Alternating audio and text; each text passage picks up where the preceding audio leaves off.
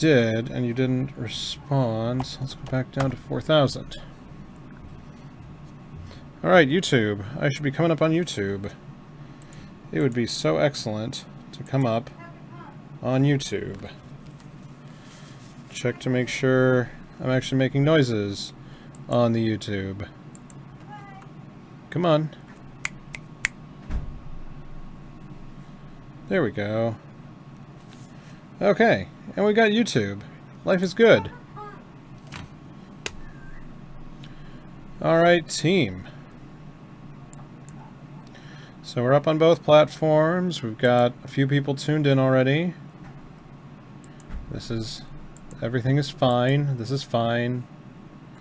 I didn't update the thing correctly, but that's okay. I'm a professional. I'm good at this. Alright, we're live! We're live on all the platforms. Welcome to the stream. I was going to have more stuff to talk about, and then I got it done. So, next step before we can actually get started is to get the tweets and shit out.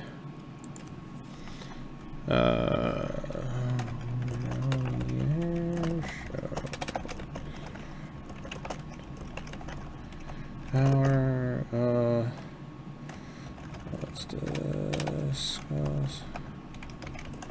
numbers, tweet fleet.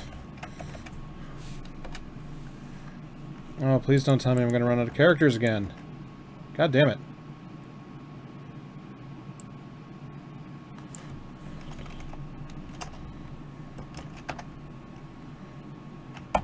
There we go. We've got the show. We got a retweet. We retweet the tweet. We go over here where live show starts talk. Now we're gonna discuss October numbers. Oops. And YouTube. Come on, YouTube. There we go. Copy that. Save that. Go over here. Prosper. That goes there. Bam. I should ask if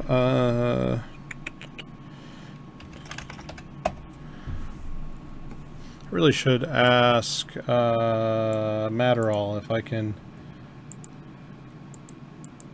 make the thing work.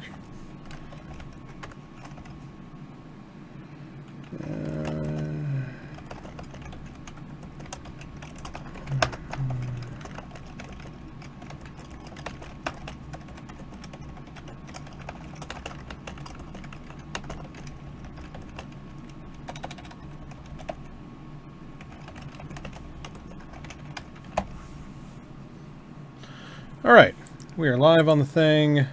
We've got all the discords and everything going. This is good. I am live.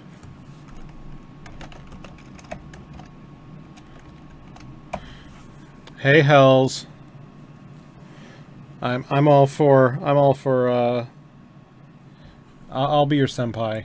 Just don't get a body pillow of me because I'm fucking ugly. Alright, we're coming up on YouTube. Nobody's saying nothing on YouTube. Test, test. Okay, where are we? Man, October numbers. Yeah, I gotta finish looking at those, don't I? Community, let's make sure I didn't miss anything. Let's make sure we add... Yeah, boy. There are a couple of graphs I want to look at in the show today that are not mine, because Quant is my senpai. This one. That one. By URL. Blop. Blop. And then after the kills number, I want to bring up That one. Yeah. And Alonge, I do broadcast to YouTube, because I know that the quality's better over there, and you can transcode, so... yeah. Yeah, let's put that there. Great. Man, and there are a lot more people looking at these numbers, and I have not had time to dig into all the questions, so...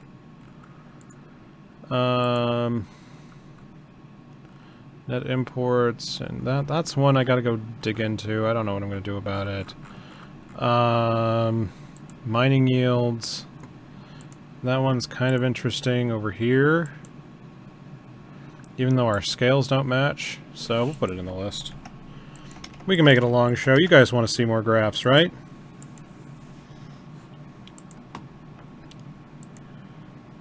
We're going to talk about bounties, man. I want to put... Oh! Twitch has transcoding now? Oh, hell yeah! Wait. Can I?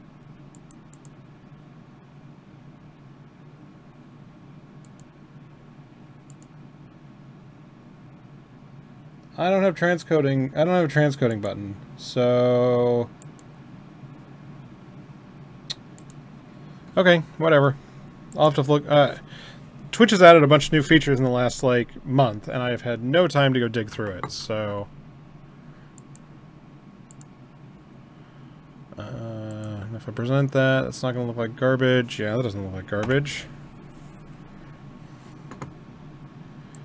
Yeah, under the gear I have playback issues and HTML5 player, which, yeah.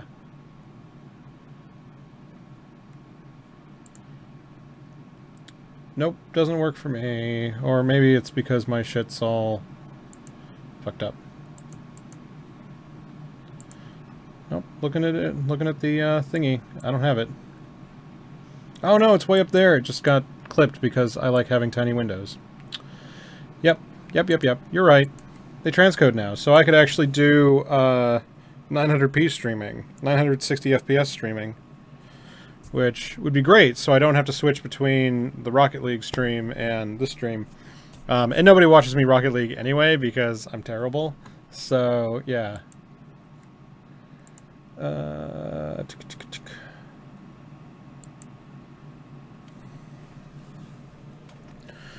Oh man, so Eve Vegas, man, that was a blast. That was a lot. They kept the schedule super packed, so it was hard to find time to talk with people because there was always another thing we had to be at. They barely left enough time to go get food, which is about my only complaint, other than it's in Vegas, and Vegas is an armpit. That's because I am a spoilsport who doesn't like fun. Got to meet up with Blake Armitage, which was always great. It's been so long since I've seen him, since last Vegas. We got to talk about stuff going... we got to talk about some future plans. I don't know if we're going to get to do what my brilliant ideal was, but we're working on it. Like I've said this a couple of times on the previous streams, is that I have started up a Discord, but I'm not opening it up to the Eve people yet. Right now it's just my DevFleet development channel. So if you want to talk Python, I'll happily PM you stuff, but we are not talking about Eve trading in there at all, so you're not missing anything. But if you just live, eat, and breathe Python, then yeah, then you should show up to that, because I need a few more people. I need to get some infrastructure built in. I always have to have infrastructure built in so that people can actually help, and that I feel like I'm not just throwing people to the wolves. But if I can get through the current thing at work about building in Flask tests, then I might be able to actually get a stable, professional-looking frickin' project off the ground. Because I've been kicking some coworkers' butts at work about stuff, and some earlier investments in some really fucking obnoxious technology are paying huge dividends right now. If you guys watch the blog, I talked about building an installer for the OHLC feed that we're feeding to Eve Mogul. So if you want to do candlestick charts right now, whenever you want to do them, they are at Eve Mogul. We were having uptime problems because we're on a home lab box. The guy, you know, our host is gracious enough to give us free development space, but the cost of that free development space is that it reboots several times during the day, or the network suddenly has a different firewall, or 100 different little problems, right? Because he's always tinkering with it. And I'll never speak ill about it, but it did cause problems when there were people counting on our feed, and I had to go fix it, so now it's fixed. And that installer, long story coming around the end now, is that the installer lets us peg each build in the development and, you know, say, okay, well, here's a release. It's tagged and everything. All you have to do is run this script. It gets all wrapped up into one package. It gets deployed. If the deployment fails, you can roll back to the previous package. You don't have to go through and be like, oh man, do I have to update that file, or did I open up that port configuration? It's already handled. And that has been a lifesaver at work. Oh my God, so much bacon has been saved from doing that, and getting to do that here means that, one, I can blog about it and talk about more of it with actual code I can point at that isn't under NDA, because the tool itself is open source. It's just that the stuff it's attached to is not. So I need to come up with home projects to be able to show off some of the shinies. Yeah, so it's coming to the end of the year, and I have some goals I want to get done. I don't know if I'm going to hit them. It's going to be close on the rest thing. I still believe I can hit it, but there's a lot of work left to do. The sort of fun thing about that is that end of year means that I do a whole career retrospective every year, make sure that all of my LinkedIns are linked in, and go over the resume to see if anything's still right, you know, that kind of thing. And I was reflecting on that today, and I'm like, man, I'm going to have to figure out a way to say I can package Python, because it turns out that is special. Didn't realize it was special. I didn't go into it thinking it was special, but holy shit, it is so fucking special. Like, building up a wheel and putting on a PyPy, super easy, right? Like, you spend a week going through some of the docs and reading some of the blogs.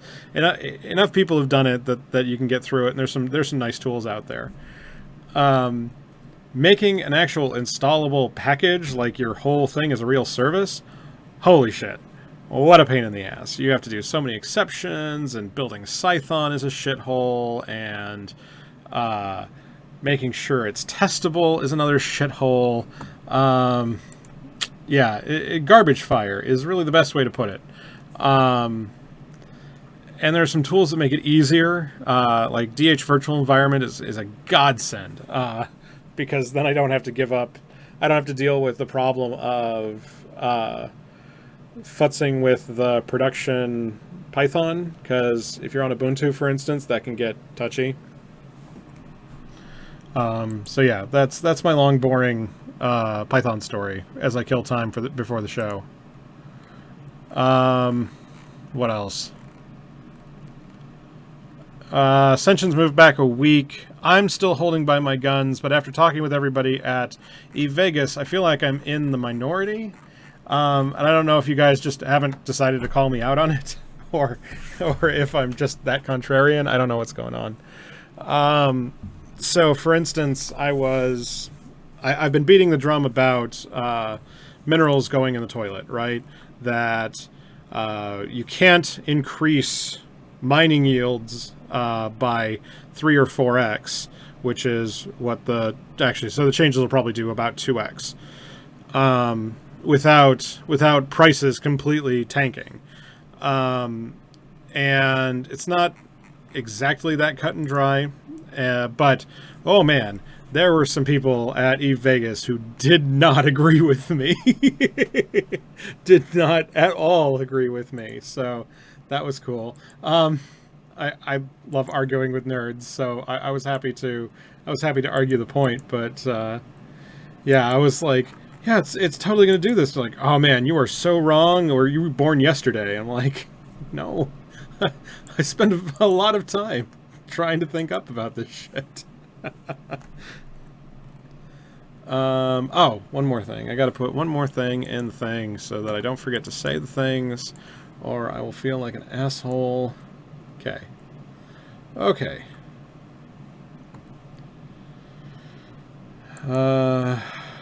Connection on game mechanic results. Yeah, I missed all of the... I didn't go to any of the roundtables. There just wasn't time between meeting up with people, and because there wasn't a lot of new news coming out of Eve Vegas. I mean, there was some interesting stuff like the new explosions coming up.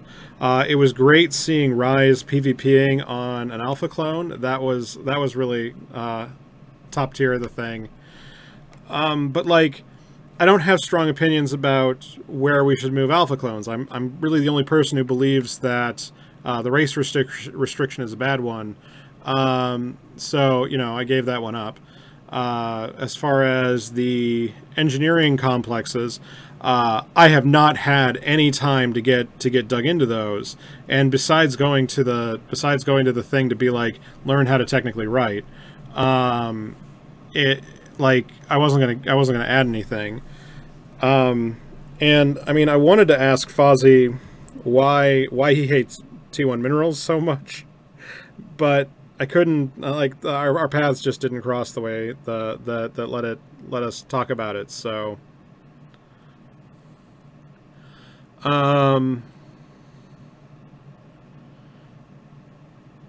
yeah. So I don't know. I don't think the ice values will crash that hard. Nitrogen will, because consumption's going down. But you have to remember that the volume of ice coming out of the game is pretty hard capped, and the only ones who are going to be able to get any more out are nullsec, and that ends up being a wash because then you don't have to freight as much of it. And you get to become a little more self-sufficient on that front if you can mine the right ice. So I expect a conversion down, absolutely, but I don't think we're going to see a drastic crash below like 600. And 600 is a really low number still in my book. I still think that Citadels will consume enough blocks to keep things moving. But otherwise, I think you're not far off, just by magnitude, not direction. And that was Mastakazam. There we go. I can say words. That's Mastakazam on Twitch was predicting about fuels. So, and also keep in mind that at least one of the paradigms that I've sort of learned from doing this show is that most of the movements in the market, you have a lot of very fast ones, and otherwise they're incredibly slow. Like there is no middle speed. Like you don't have release shows up and then for 2 weeks things readjust. Most of the time like for, you know, the from the dev blog to the release is when all the deciding happens. Now we haven't seen that on Nitrogen, which if I could short Nitrogen, I absolutely would.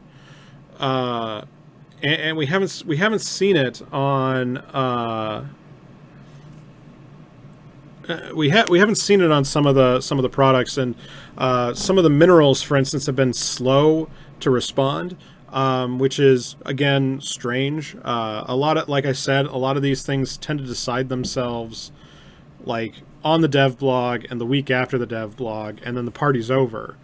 But I don't know if it's because of exhaustion or people just sitting around waiting for alphas, or the numbers for October were a little anemic, to be completely honest. Well, I mean, ISK making's way up, but activity is kind of 50-50. So I'm not really sure. October's weird. Like, it was hot as hell last year, and this year it is just like I don't even know what to talk about when we get to the Z kill board numbers today. They're gonna be pretty bad. So it looks like we got about 5 minutes before the show starts. Let's see if I can actually get in. I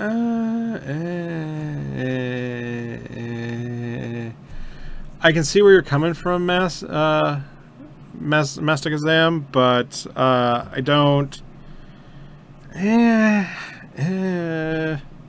I think that all the industry passes are coming offline, and I think that accounts for like half of that fuel load. So I could be wrong, but and also Galente Towers for the win, because they have the extra silo space. But I know I'm the only person who reacts on Galente Towers. So give me 2 seconds. I'm going to go get a drink, because I should have done that before I started the stream. We'll go through the FAQ real quick right before we start, and then we'll do the show, and everyone will make a buttload of money. We'll all be, yeah. So enjoy the this. Oh my gosh. Oh my freaking gosh.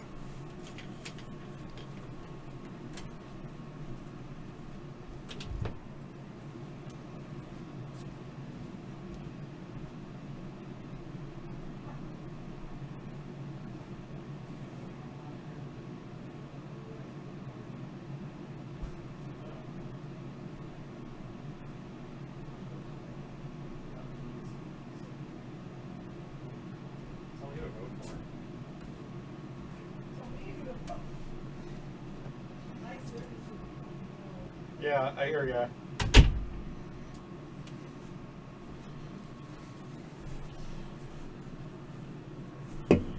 All right. All right. Do we have sound? Nothing's coming out of there? Yeah, okay. Creative Cloud, you are not helpful. Okay. That button. That button. All right, one more thing. We'll go through the quick FAQ before we start. Again, if this is your first time tuning into the show, if we talked in Vegas, and I'm skipping Vegas shoutouts because I know I'm going to forget like half of the people I met, and I don't want to piss anybody off, so I'm just going to not forget anybody's names by not saying any names. Total cop out. So yeah, let's kill that. Yeah, like a professional. So yeah, let's go ahead and start talking about things. So the show runs about 45 minutes. I don't tend to answer questions or respond to the chat during the show. You longtime fans of the show know that that's a little bit of a lie. One might sneak through, but yeah.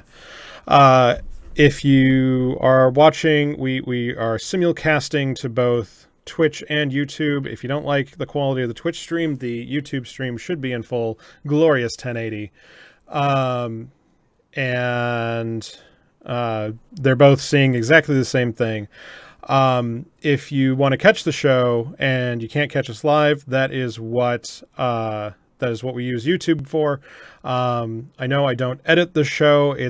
I've had enough 50-50 people telling me that yes, they want the edit, no, they don't want the edit, and frankly, it's 2 hours I don't have to spend editing and redistributing the show. So this is a time savings on my part. The show does take a considerable amount of effort to produce. We're talking about like an hour, 2 hours of pre-work, not considering, oh my God, the in-depth that we have to do going into things like dev blogs that come out in the week. Excuse me for that. So I just do not have the extra 2 hours at night to edit this show for you guys. I'm sorry. But it's there in its entirety on YouTube, and fans, I really should give him an appropriate shout out. Let me not skimp on this shout out.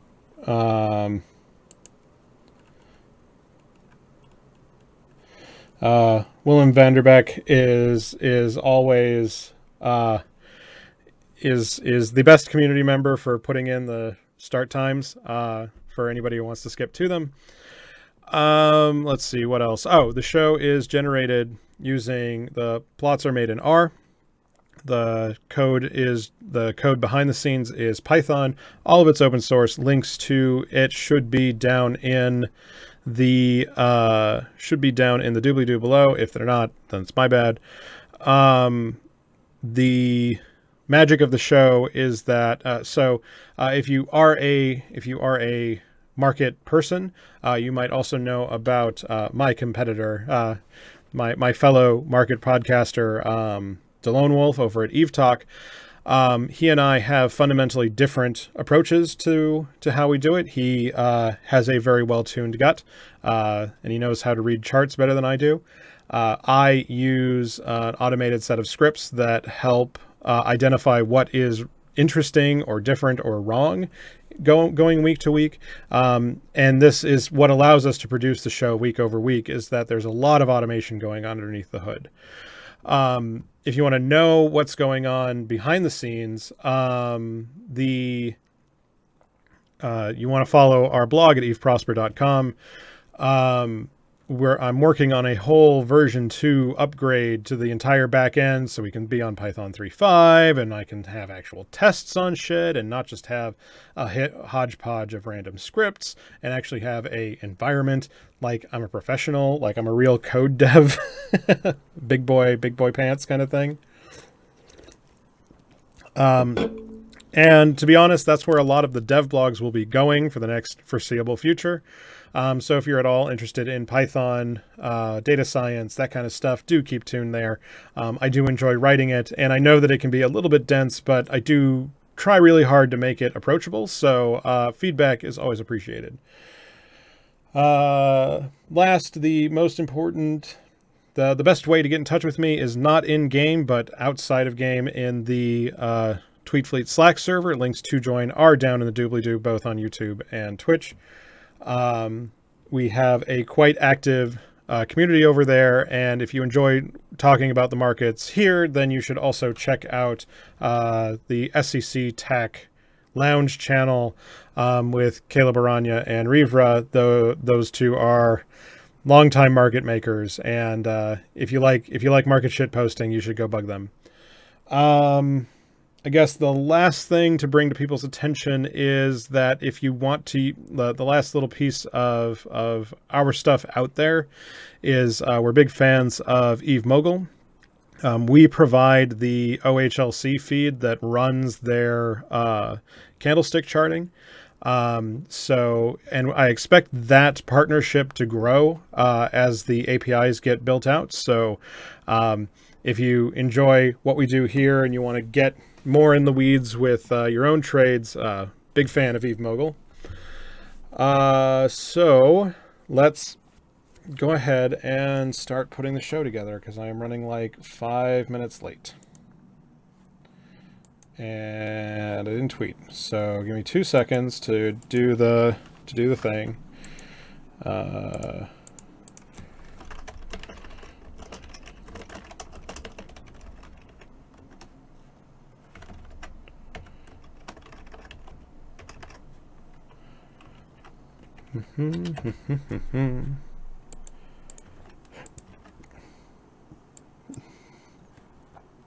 Tweet that, tweet that, tweet that. Press that button. Get the splash screen up. There we go. All right. Press the record button just in case.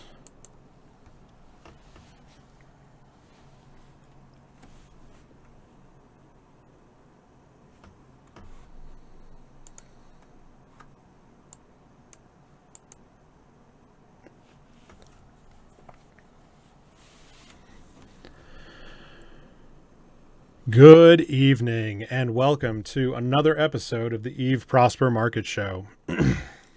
I'm your host, Lockefox, and I'm here with all the market news outside of Eve Vegas on our way to Ascension. So without further ado, let's go ahead and start where we usually do, talking about the show. First, I want to thank everybody who is tuned in live. We are live at 0300 every Friday night in game time. That is Thursday night US, 8 p.m. Pacific time.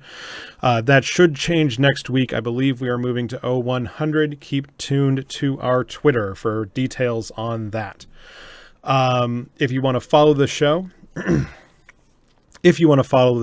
all you got to remember is Eve Prosper. That'll get you to Twitch, Twitter, YouTube, and our blog.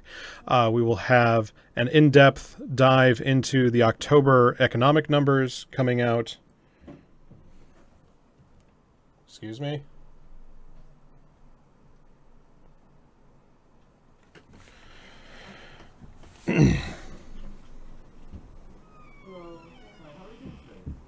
I have people.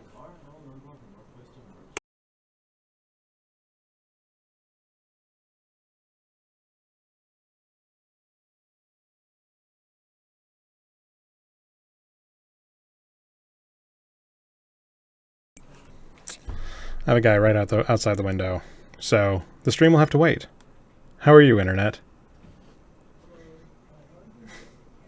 So, yeah, we're just gonna have to wait.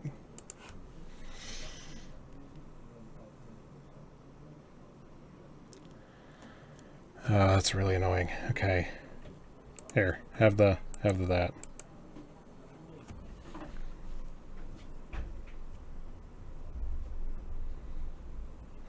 Okay, where was I? Now that I don't have knocks on the knocks. Okay. Right, so if you want to follow the show, right, I was talking about what the next blog is. The next blog will be about the October economic numbers. There is so much to talk about, and I only have a few minutes to do it here on this show. And I haven't had a chance to really dig into the pieces and give you guys the rundown. So that should be out on Monday morning. Look out for it. Beyond that, more Python dev blogs are out there. If you enjoy what's going on behind the scenes, that's the place to know about it. Also, I should have some news out in the next couple of weeks about some of the plans for 2017. We're going to be moving the show in a new direction, and I think you guys are going to enjoy where we're going, but there is a truckload of work to get there. So I'm going to keep vague booking about it now, and we'll talk more about it as I get stuff finalized. And then, let's see, talked about the blog, talked about the thing. That really threw me for a loop. I usually have this whole stammer down. Right, last thing. If you enjoy what we do on the show, the very best way to support us is on our Patreon. Even $1 a month goes an extremely long way. It keeps us in hardware. It keeps our licenses paid. It makes this show ad-free. It means that it's here week after week for you guys. And it helps us justify the absurd amounts of code that I write for this thing. So our patrons do keep this show on the air. If you can't support us directly, I completely understand. I understand, real life is real life. Tell your friends to come watch our show. Spread the links around. But if you want to give ISK donations, please give it to your next favorite streamer, because they'd be better spent there. I don't need more ISK.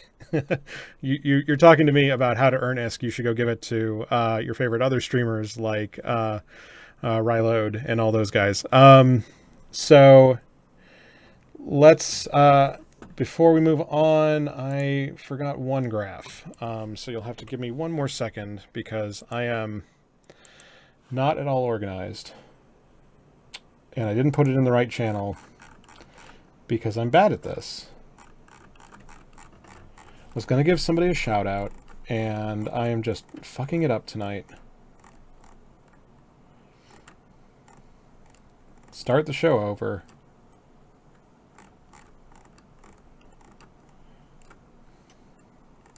Come on. Where's that one graph? That's the one.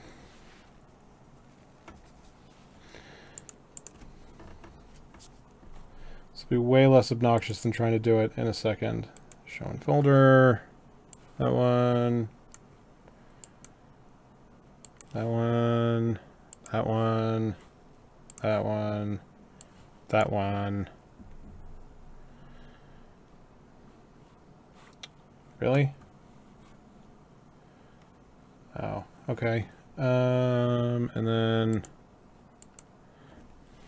Nope.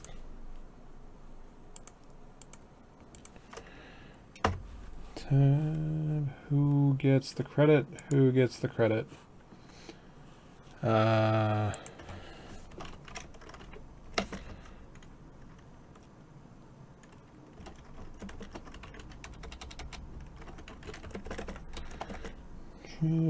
From skill. Right. Okay. Sorry, guys. I am just this bad this week. Feel free to send all of your hate mail to Donald Trump. Because it's huge. Okay. All right.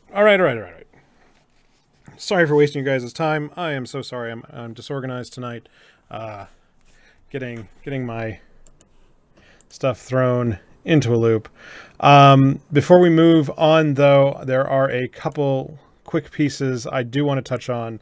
I want to go ahead and extend our condolences, my condolences, the entire team's condolences to Big Country, who passed today or yesterday, which was sudden. I mean, he was on the Open Comm show not a few days ago on the at eVegas, and it was sudden, and he's left a big hole in the Eve community. So he and I may not have been the best of friendlies, but he didn't deserve what he got. So there is I'll be putting the GoFundMe link in the doobly-doo, and if you guys can support, that would be excellent. It was sudden and terrible, and just 2016 can stop taking people. Anyway, last thing before we get right into Plex, because I know that's what you guys are all waiting for, is I want to go ahead and thank Skia Almer for jumping into some of the data behind the scenes. We were chatting about some other net trade statistics, and so it's hard for me to justify a lot of it personally. It's a lot of work to run up an R script and debug it and make sure that we have all the data, and it may only be useful for a couple of weeks. But I know that you guys have 1,000 uses. Like, specialization is absolutely key. And he went ahead and started going through the capital fittings data to build up his own indexes. So you should go throw him some love. Go bug him in the Prosper Slack channel. There's like I said, there's definitely some interesting stuff. Like when the new modules came out, things got hot, but they've been cooling down. And so, for instance, this would be a great graph for these weeks right here, where the scale might be a little bit screwed up. But then without the spikes week to week, it's a little bit harder to talk about it week over week and at such a fine fine resolution. So, but I'm hoping to make it so you guys can make these things easier. Go throw him some love. He did some excellent work on this. And I absolutely support other people making graph porn, because I can't be the only one. With that, now that we've gone ahead and taken 20 minutes to get here, let's go ahead and get straight into Plex. So first piece of news on Plex is that it was very hot last week. We were on the road to 125 and showed no signs of stopping. Though, what I did say last week, and for once I'm actually right, mark your frickin' calendars, because this doesn't happen very often, was that our the RSI here was showing that we were in pretty hot bubble territory, that the climb was so sustained for so long that this is our indicator for something's got to give. And it took longer than I expected to get there, but we're starting to see a reversal. So I don't think that this is the start of a dive. I just think that this is a cooling flat spot. So it's more like this space back here at the start of October. I expect this to be a little bit flat for the next week or so. This is I can't believe I was right for Goram once. So if you're looking for a local minimum to buy in, 1.2 is a decent target. Looking at our 1 year view, you can really see in retrospect why this got into such hot bubble territory. I really like this simple moving average going through here. I think it's a 15-day moving average. And what you can see is that, yeah, Plex will pull off of the curve, but it can't sustain that momentum for very long. And we saw a long sustained drive up, which is usually, it's just not sustainable, right? Like laws of gravity, what goes up has to come down. And though I do believe that a steady state price as of Ascension, like 1.3 is my Ascension target. If this particular thread had not broken, we could have hit we could have hit 1.5, which I think is ridiculous, at least now. Like, to go from 1.0 to 1.5 in to get a 50% increase in just 3 months is just insane. It's not okay. It's not a thing. So if we go look and zoom in, we can see the cause of the bubble was a protracted shortage of Plex on the market, getting under this 600 units on sale.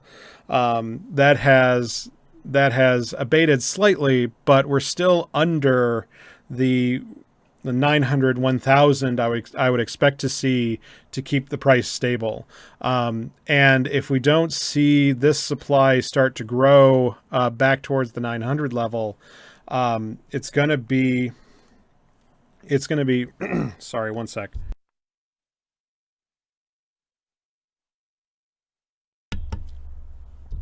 Right, so that I don't hack into your guys' ears. If we don't see this turn around and add another, 10, 15% to the, 20% to the actual supplies out there on the market ahead of Ascension, we could see a reasonable shock on Ascension launch day as people are either converting or speculating. So this is still pretty dangerous territory as far as climbing goes. And again, if you can get a buy order in this 120, I think that's the best price you're going to get ahead of Black Friday. Also, so we say this every year, that the price of Plex crashes on Black Friday. Lots of Plex sales happen. Everything, the doors open wide and Plex just falls like a stone. My problem is this year I am just not seeing how we get there, especially with free-to-play coming. I don't think CCP is in as required a position to pump Plex into the system. But I mean, the counter of that is that they are incredibly eager to do that, because if you can get an alpha, and then you can convince them enough that to go over that pain point of buying 1 month of game time, you should be able to keep the drugs going, keep pushing the drugs on them. And so I can see it both ways. I'm still going to stick to my guns on that Black Friday is going to see us break the prices. But after Black Friday, I don't know if that means that we're going to go from 1.3 to 1.2, or if we're going to go from 1.5 to 1.1. Like, I don't know the scale of the drop once we get there. Next, moving on to our RMT indexes, the interesting piece is right after Eve Vegas, all of a sudden everybody's interested in resculpting. We're still seeing an enormous gulf in value between buys and sells, and still, I don't think we're moving more than a couple dozen units a week. But all of a sudden now, resculpts are extremely interesting, and I don't know if that's maybe Zenuria is playing the market. I don't know. The other interesting piece is skill extractors have been for a few months a very positive, a lucrative way to cash in. But as Plex starts to dive, we're seeing it dives a little bit harder than Plex does in these dives. So I'd keep a close eye. Like, if I were a speculator, I'd actually wait for the next, like, the fact that when Plex goes down, we seem to see the best prices in injectors come 2 days later, which is an amazing signal. But now that I've said it, won't continue to happen because now I've spoiled the secret. So next, looking at skill extractors, skill injectors, we are very hot into the parity plane here. So buy orders right now, thanks to the very high price of Plex, is making injectors look real lucrative as a secondary position. Again, the sells are still quite high, leaving a lot of margin to play with in the speculator space. And again, I really like injectors as sort of a counterbalance to your Plex wallet if you are trying to balance a very large wallet. I think injectors are going to be extremely wild once Ascension hits, so we could I kind of expect that both the rush for people to buy into injectors, like I expect the speculators who are sitting on zombie farms to push too many injectors into the market on Ascension Day, and for 2 weeks to play out before new bros actually want to consume injectors. That, like, I can totally see that as a problem. It's going to be really hard to. It would require a lot of these guys to panic altogether, and I don't know if anybody who's smart enough to run a zombie farm, a large zombie farm, is dumb enough to panic. So we'll keep a close eye on this. And then looking at the actual injector market, you can see again that the spreads are looking reasonably healthy if you're playing that buy-sell spread. Right there, that's a 10% margin between buys and sells right this second. And again, now that I've said it on the air, I've kind of spoiled it. But again, this is like, we're still seeing the prices start to increase. We're still seeing reasonably healthy volumes. This is a great counterbalance to your Plex bets if you were trying to play the market for some extra gains between the two. Moving on to market indexes, we're going to talk about we're going to do a quick overview of the October economic numbers as well. First, we're going to start where we always do with the net trade statistics. Again, things are looking relatively normal. We saw a dip in ships. Like, again, this ships number here, like, I've been complaining about this for 3 months. If you guys have been watching me, have been hearing this section, you've heard the same thing over and over again. People aren't buying ships. Things aren't going the way I want to. We're just seeing a really anemic performance here in the actual consumables.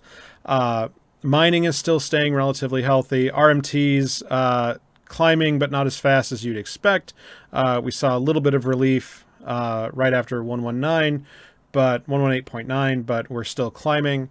Overall net trade is looking relatively even. I mean, nothing else in here is that exciting. Like, our October numbers are still a little bit weak. Like, if I'm going to complain about something, it's that the October numbers just don't have the umph. It's like everybody's sort of just waiting for Ascension, and I hate waiting because it means I got nothing to talk to you guys for the show.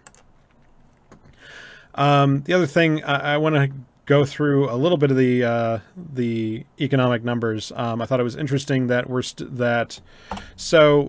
when we see these sort of bumps in the net trade, I can never really tell if it's just price or if it's price and volume together. It's hard, like the direction of the market washes out when you get to the net trade statistic. And actually volumes are up pretty decently right into October, which is to be expected. But I think this is going to jump up right over that 1 trillion mark to probably 1.5 in November's numbers, but we'll see. I don't know if we'll have enough of November to really get us all the way to 1.5. The biggest piece of news out of the October numbers, the reason we were waiting with bated breath, was that we wanted to see what the I Want ISK bands looked like. And if you want help reading these, we're going to go over this in the blog that comes out on Monday. Is that the active ISK delta number here really tells you the story. So median here between month to month for the data we have is that active ISK delta is somewhere in the 15 to 20-ish trillion leaving the market. And active ISK delta is a measure of things like accounts getting banned and that ISK being removed, people going inactive and that ISK just going fallow. Active ISK delta is not the difference between these two lines. It's actually buried or burned money. So, like, if you buried gold in your backyard, you couldn't really call it an asset or a liability because you don't have it. It's under a tree somewhere. Like, it's not really part of your net worth as a thing. And that's what active ISK delta helps to measure. So the big spoiler here is that by the numbers and some of the math looking behind the scenes, it looks like about 22 trillion ISK was nuked out of the market thanks to the I Want ISK bans, which is just staggering. That is a mind-numbing amount of cash to have 22 trillion just evaporate. Now, oops, these are out of order. These are very out of order. No, that's the one. Right. So the and I wish he didn't do it all the way out here. I really should have re-rolled this graph. So we saw the peak at almost quadrillion ISK, I guess is that number. Jesus. And we saw thanks to World War B and Citadel, a lot of that cash liquidity was removed. And as we were starting the October recovery, which again, we do expect more people coming back to the game, generating cash. There haven't been a lot of great places to put that cash. And then all of a sudden, 22 trillion just nuked out of the market. Now, out of, 980 trillion, 22 is not a ton. I mean, it's not, oh, what is that? That is 3%, 2% of the market. So, but Jeez, like if you wanted to sell that in legitimate Plex, not that you could, it'd be almost 500 grand. Just staggering. Melts my brain a bit.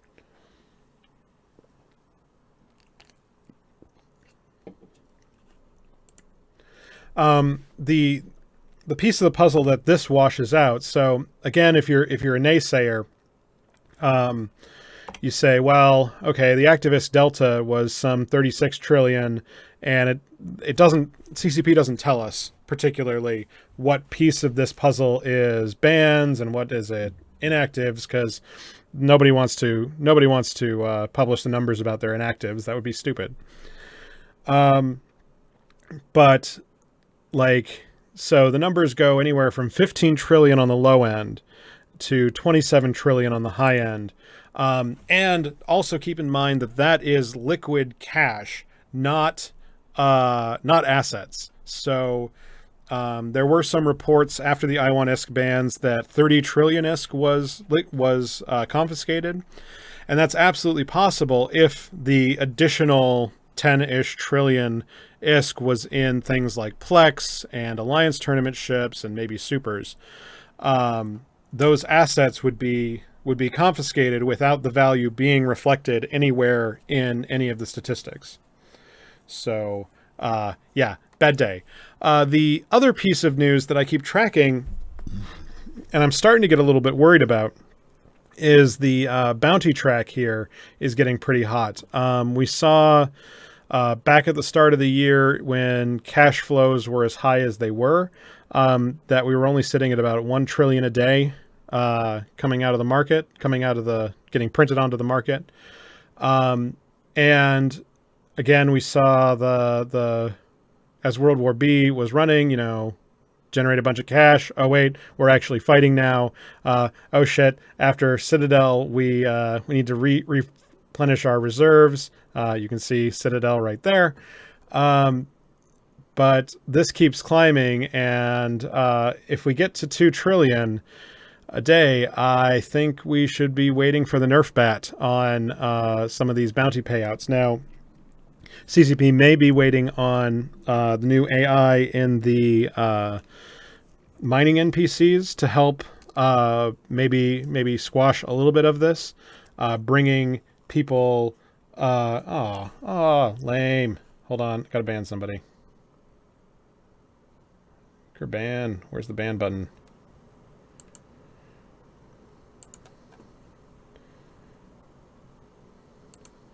No. Where's the ban button? I need the ban button. YouTube. Why are you so bad at this?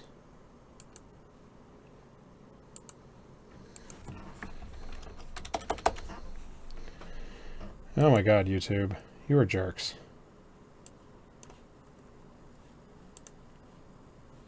Seriously? There's not a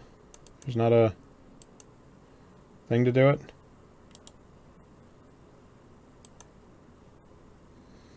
Oh, that is so lame. Oh man, YouTube. I hate you. Okay, sorry. So, don't click on his thing. He's an asshole.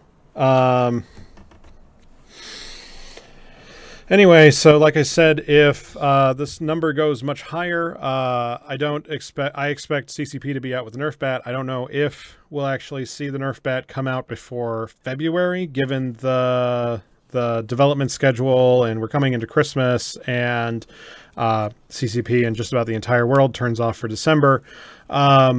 So we may not see a correction until then. So if you wanted to make hay while the sun shines, I would get all of the ratting in your little heart can desire between here and February, because I think the party is going to get nerfed here sooner rather than later if this trend continues. Oh no, there's the stupid button.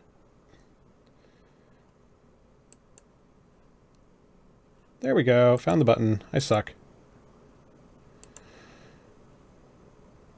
Yep. Okay. The next, if we look at the ISK velocity, things are starting to look a little bit better. but it's still a little bit anemic in my opinion. I would like to see this number a little bit closer to 7 than it is now, but we're very barely off of pace at the moment. It's just a little bit on the low side, and only because I watch these numbers all freaking day am I annoyed about it, and I think I'm going to be the only one who is.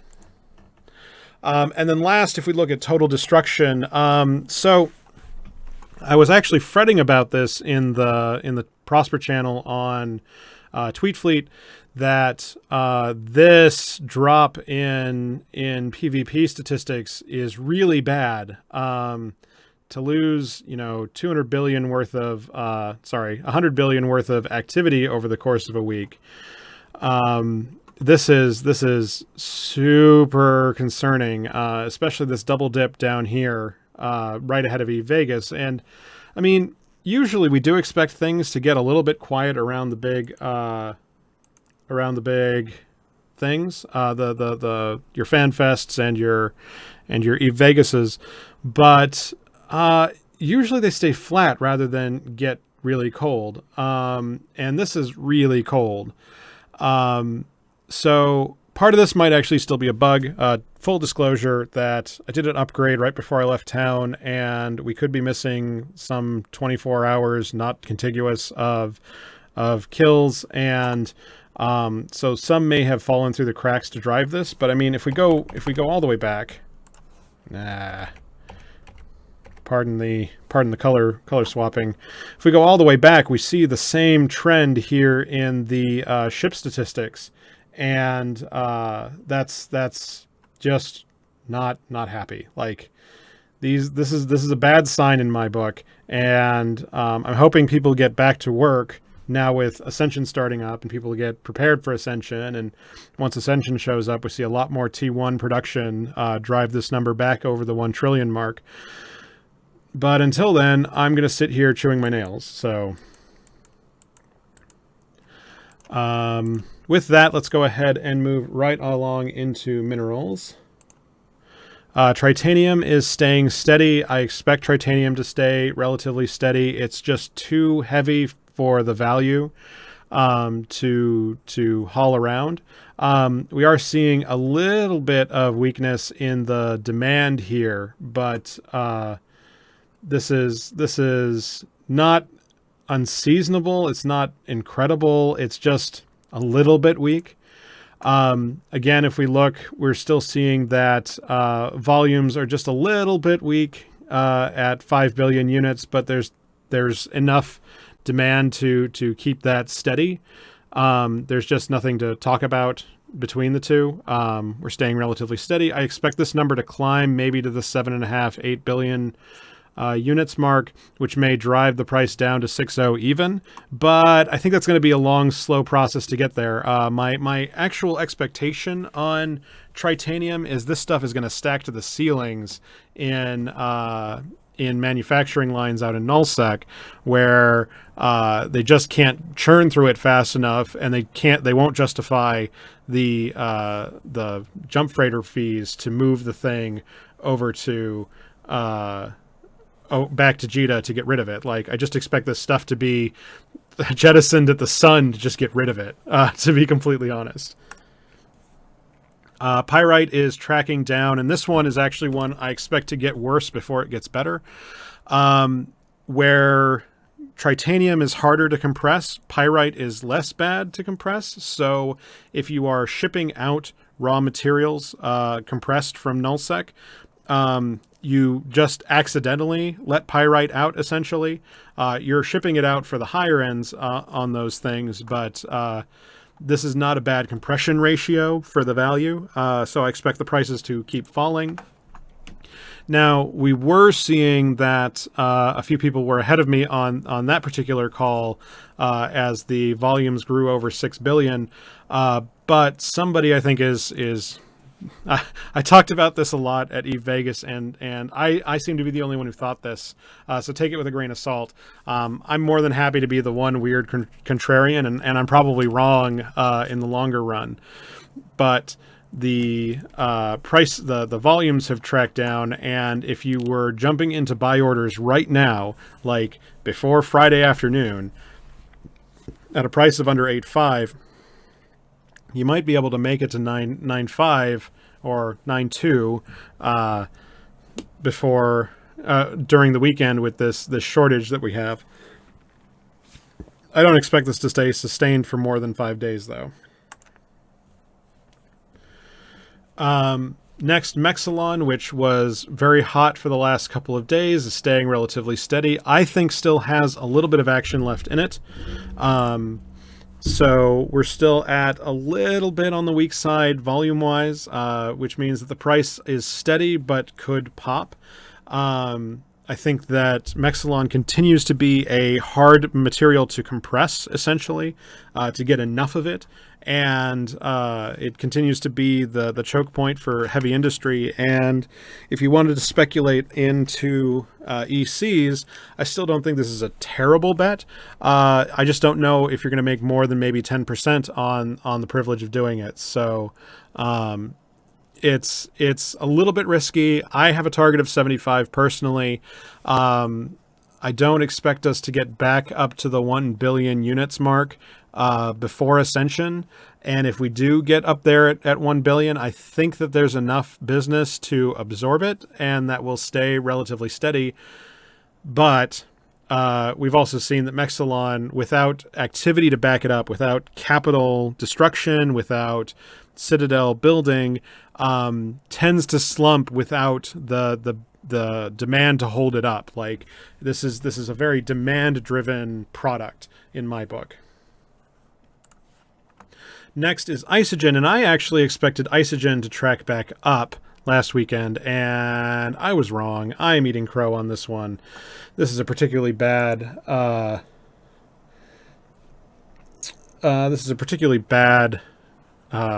week for Isogen. Volumes are a little bit thin.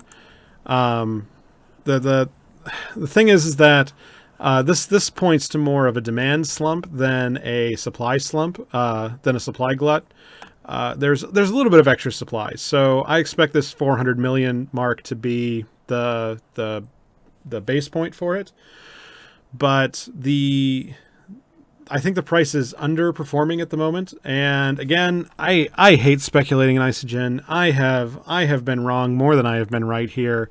I know I have a long-term target for the thing, but it is going to take for frickin' ever to get there. And I just don't think you guys should have to wait for that. So if you want to speculate between here and Ascension, this 75 price on the buy orders isn't terrible, but it's risky, and I don't know if you're going to make up enough money to justify that risk. So it's a really, really tentative buy. Moving on to Noxium, we're seeing prices start to slump as people are basically riding the wave out of high ends. So we've seen Megasite crash, and we've seen Zydrene crash. Noxium's the next one to be pulled down. We're down at 420 at the moment every day, and again, we're seeing we saw a big spike in supply just ahead of Eve Vegas, but it's getting absorbed again, and we're still at a little bit oversupplied, but the price is extremely low, and I don't expect it to recover, actually. So this would be a really tempting spot for a speculator to buy into, and you do have a chance to be a turbo genius with the ECs and to make a quick buck right at Ascension, but like you are gambling, and so if you miss I Want ISK that much, buy Noxium at 400 and hope for 450. And if you win, then I want 10%, and if you lose, then I told you so. So that's my Noxium forecast. And Zydrene. So Zydrene we saw was holding relatively stable at 1K for the last few weeks. Then we broke through 1K, and now we're heading to 950. I don't think 950 is the bottom either. Again, volumes are pretty hot, and it's going to get worse. So all of this extra volume right now is just speculators trying to burn their stockpiles ahead of Ascension. When miners actually start bringing that stuff to market, we are going down. If I could short Zydrene, I would short Zydrene. I wish I could find a place to short Zydrene because I would make a freaking killing. I would be space rich forever off of that. But it's a commodity market and there's no reason to have short sells. So I'll never make that. I'll never be able to make that bet. Megasite is holding steady at 1K because I think people just want it to stay above 1K. But again, the traded volumes are extremely hot at the moment. People are trying to get out of it. Supplies are very, very hot. We're at almost 2x the previous spot we were before the mining changes were announced. If you are holding on to Megasite, like right now is the very best time to sell it. This little bump to 1-1 is the best you're going to get. It's sell it, get rid of it, burn it, eject it at the sun. Megasite is over and it is going down to probably 850. I just don't know when we're going to get there. And again, same story as Zydrene. I expect this number to almost double again once Ascension hits and those Rorquals start churning on minerals. And then Morphite's still looking weak. I said last week that it was a bit of a buy in my book for where it was, and it's continuing to lose a little bit of traction. I'm going to put this up to the slowness in the ship destruction market. I don't expect Morphite to tank because of the mining changes, because I believe that we're already near saturation for amount of Morphite that's being extracted. That even if you increased yields 100-fold, I think that we're extracting about as much Megasite as Morphite as there is that exists. And I think that we're at a good spot to speculate in if you want to buy it for a long term. Again, I think sub 10K is a decent buy, but until the war drums start beating, you might want to stay out of this until we get back over 9K again. Or if we start reducing the supply to about 7 million. So it's pretty bad. Moving on to the fuel markets, the things are starting to trend down. It looks like a lot of people are starting to get their heads on straight about where ICE is going. I think a lot of speculators have forgotten that the Rorqual miners are going to be able to mine ICE. And so this is going to do a couple of things. One, I'm sticking by my guns on nitrogen going down because of industrial POSs coming offline. Still, a lot of people disagree with me on that because of refining POSs. I think Masticazam was talking in the Twitch channel before the show started that it's going down. I think this is good in the long run. Like, this is the one thing I'm excited about mining yield wise, is that hauling fuel is what you spend most of your jump freighter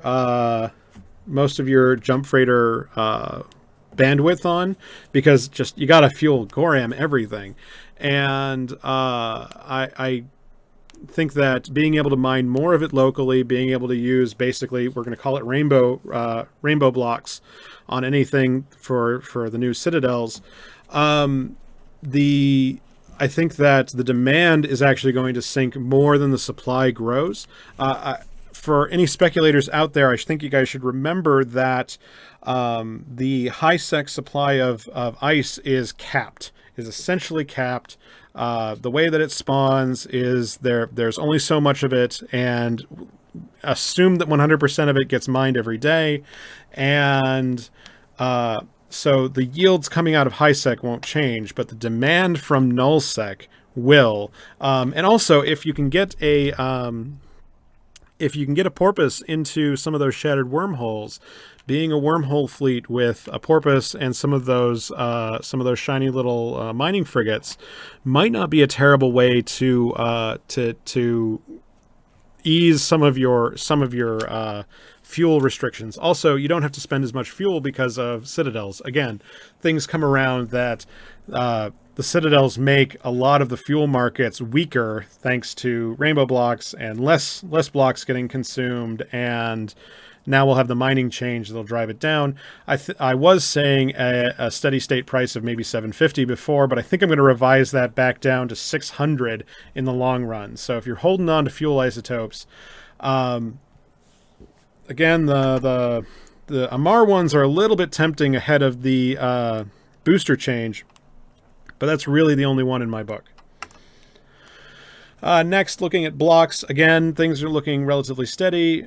I think Caldari is a little overvalued. Galente is definitely overvalued, but this is general this is general noise that we see every week.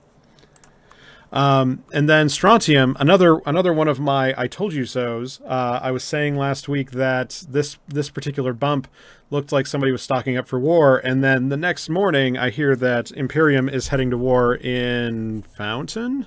I think it's either Fountain or Delve.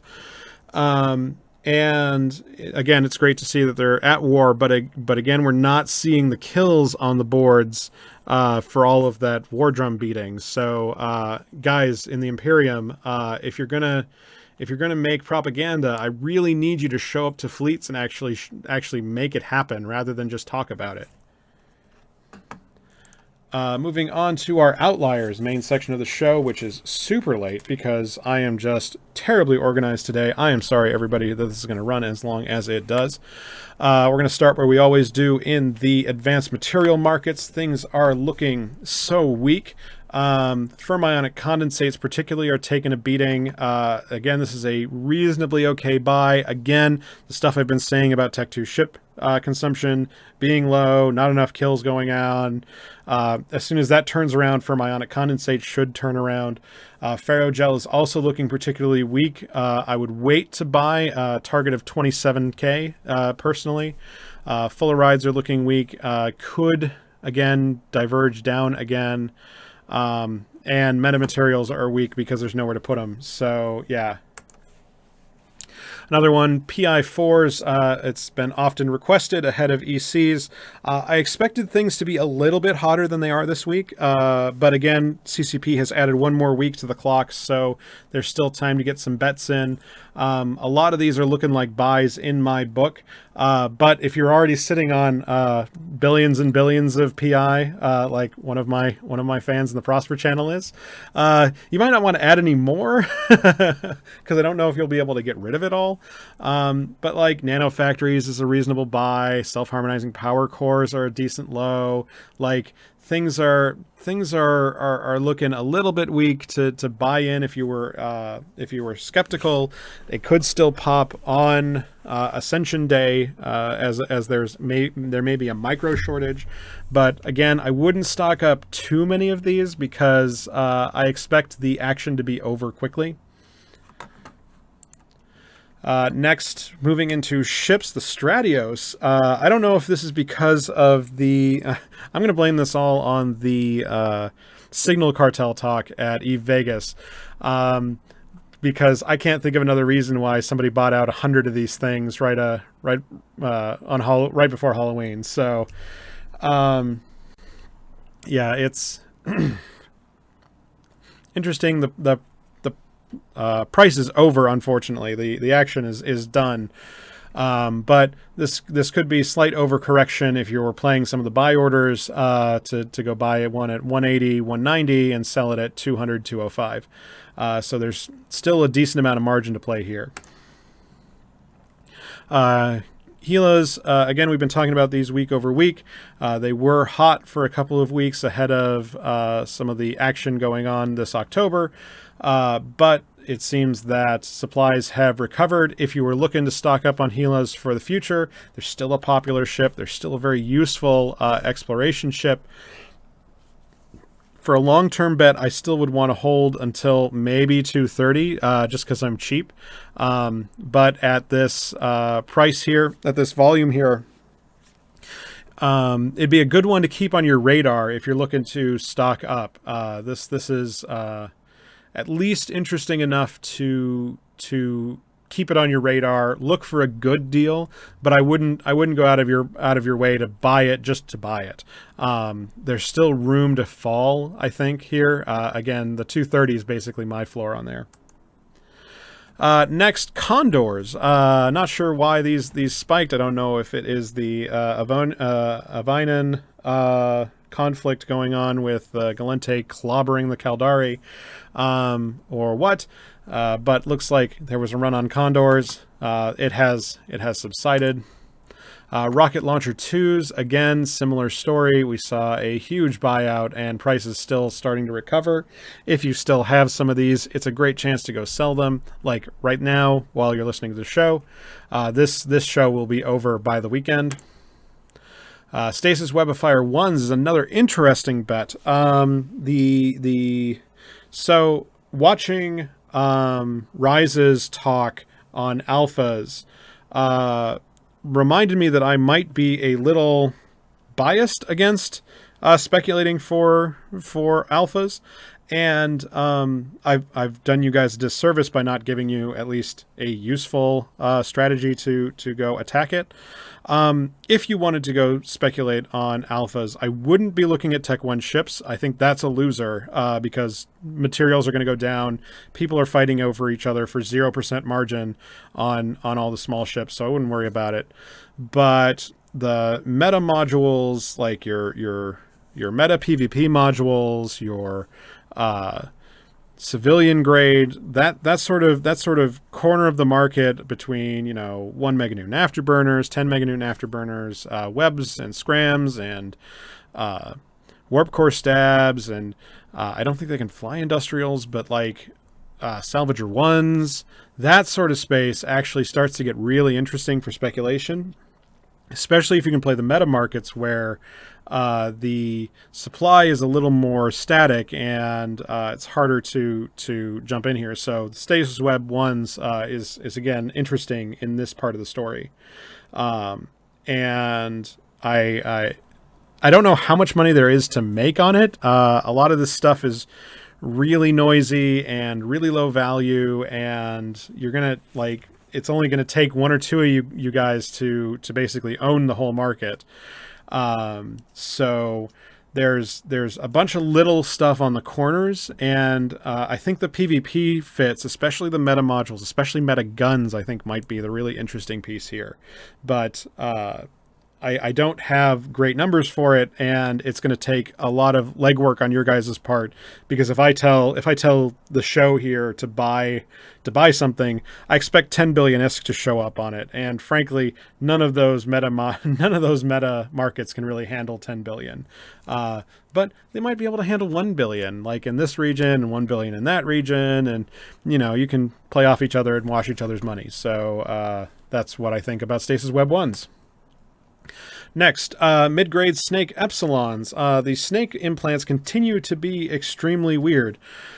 We saw a big run on them right around the Alliance tournament time, which again is strange. It's really strange.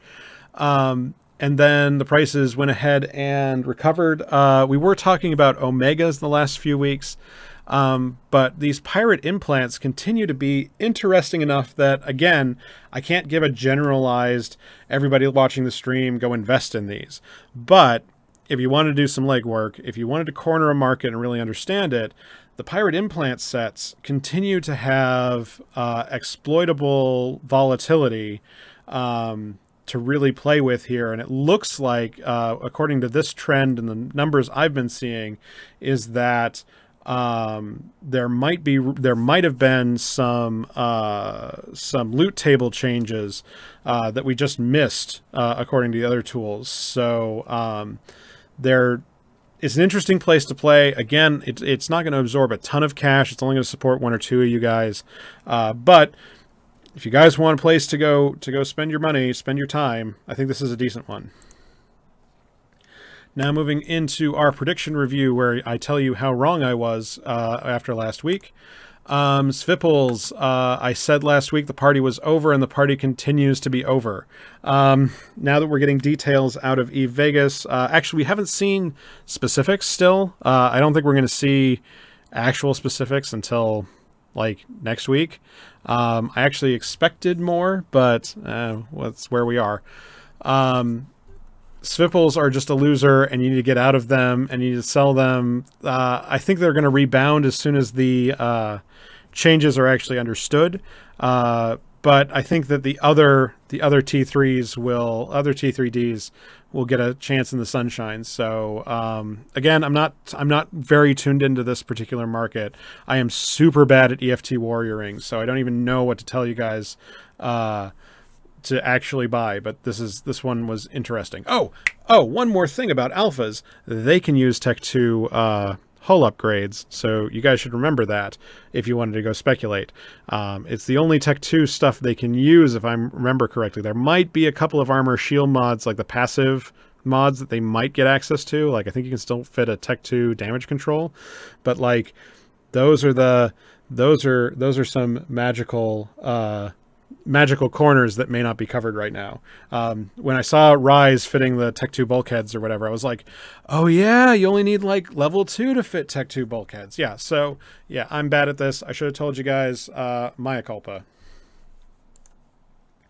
Next, Elite Drone AIs. We were watching these last week, and this is actually the wrong graph, so ignore it. Next, on to the violence report. Things continue to be interesting. Again, we're seeing the dip here. This secondary dip is here every week. This is a factor of the way the numbers are pulled. We're still seeing Vexor Navy issue continue to be hot. We're still seeing the Macarial popular. Again, we're seeing the Svipple starting to die down a little bit. The Tengu has been hot, though. Is that Tengu or is that Vexor Navy issue? I think that's the Tengu. And values destroyed are still staying middling. Next, moving on to systems. Avoinen, again, thanks to all those brave Galente killing all the squids. Frogs versus squids. Very hot system. But it's very interesting to see just how many ships were destroyed, but how little value was destroyed because it's so cheap to do faction warfare. So for the 2,000 kills that happened in Avoinen, we only saw 20 billion actually die, which I find hilarious when 15W looked like it had a massacre, but only lost, 750 ships? So that's at least interesting. And otherwise, we're seeing Tama continue to be popular. KLY-C0 is a new one on my list. So is 7RM. Not sure who's driving those. Again, I only get the numbers and the flags, and I don't always have time to hunt them down. Next, regions. Black Rise, again, this is Avoinen. Tribute is new on the list.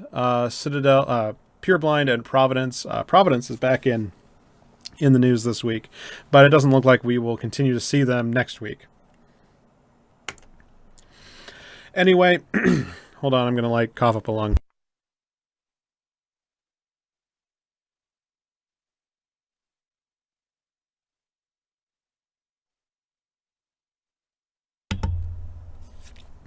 Anyway, let's go ahead and wrap up this show. I've been your host, Lockefox. This has been the Eve Prosper Show.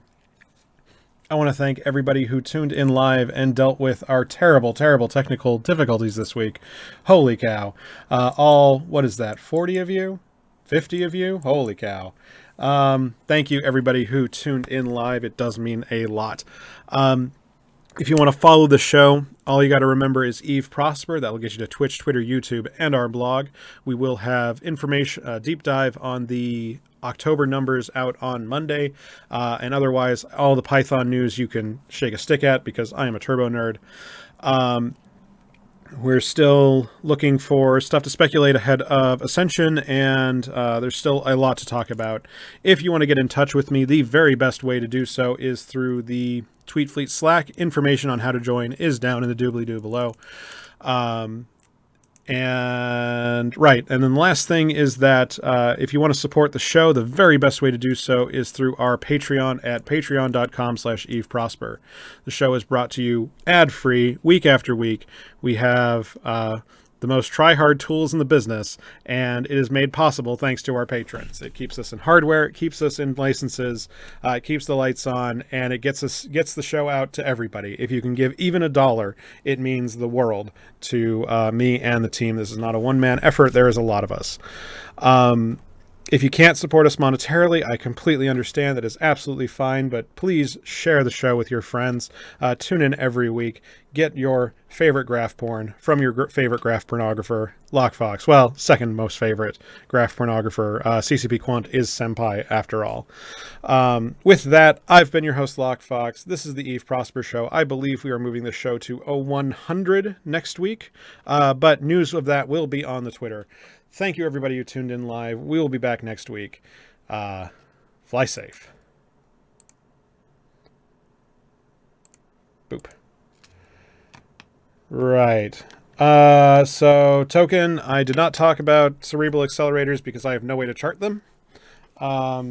And, yeah, that's just the way that's going to have to be.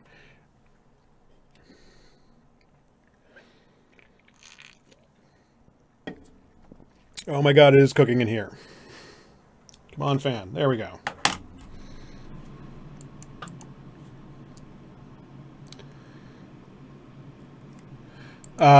Giuseppe is asking why I want to know about Blue Loot. I want to go ahead and add one of the indicators I'd like to build up is one about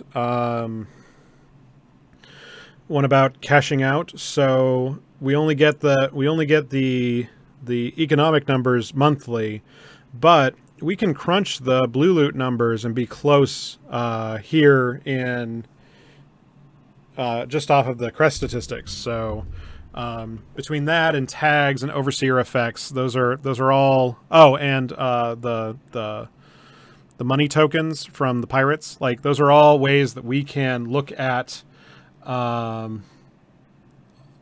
ratting income week to week without having to wait on Quant's numbers for 4 weeks.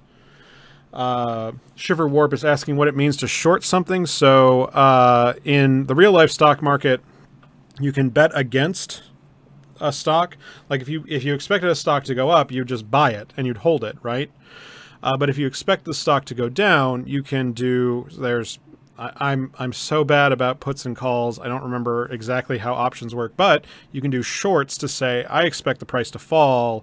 And you find some other sucker who says, oh yeah, I'll take that bet.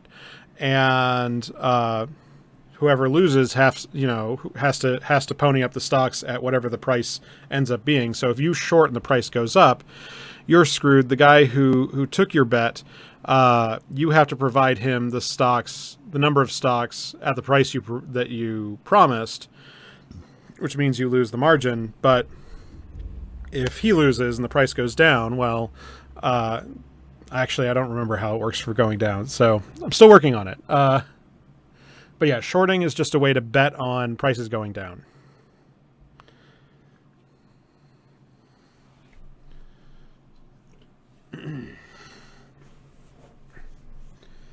Yeah, and Token's talking about the cold iron skins. Again, we don't track skins on the show. They're just too much trouble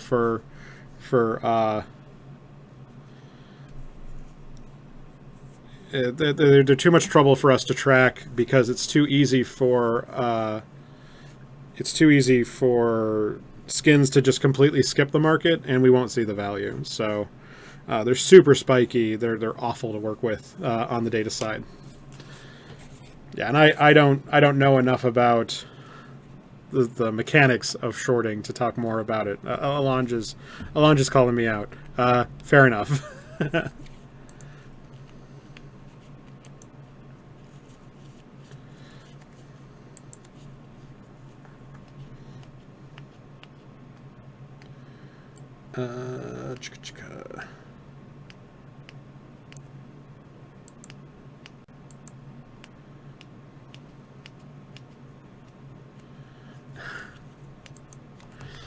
Yeah, so Token, my advice on the special edition stuff is usually that we follow an exponent curve, and yeah, it shows up. If you can get in cheap on the front end, you can ride it to the top, and then you get out of it like in the first week of the event, and then everybody else is scrambling at the end and trying to get rid of them, and there's more of them coming to market at the end than there were at the start, and that's at least the way to play that. Personally, I like playing the opposite play on like Quaff Zero, at least the last year we did. There were a lot of great opportunities where the event starts and the price crashes, and then people are dumb and doing the wrong things.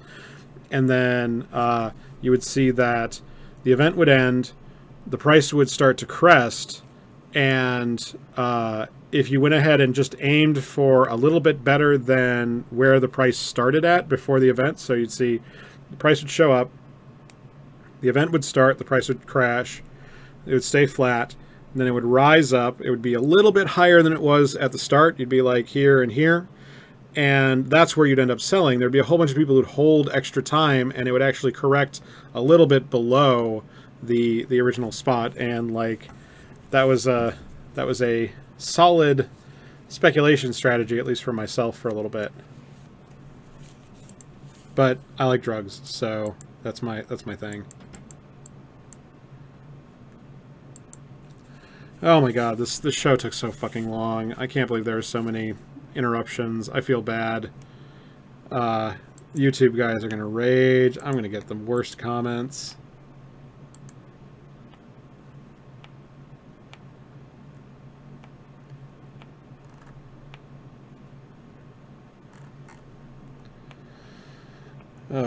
Chicka.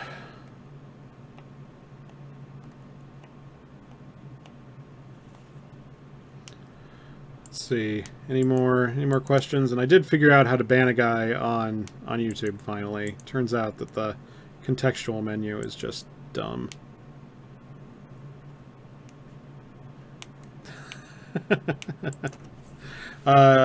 If your comment isn't first, then it's not the worst comment. Well, without getting racist. I guess you could be racist.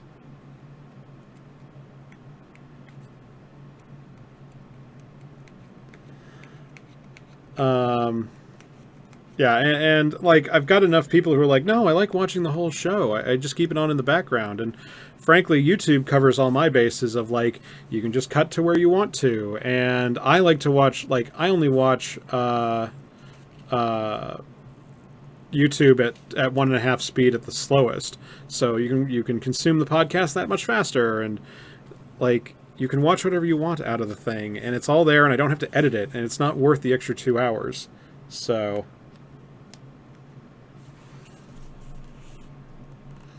I don't. Oh, okay, I see what it is now. Let's see, is there RG Quendon was saying earlier in the show that the fountain meme was a diversion for the Keepstar. Again, I was at Vegas, man. Like I missed all of the in-game news.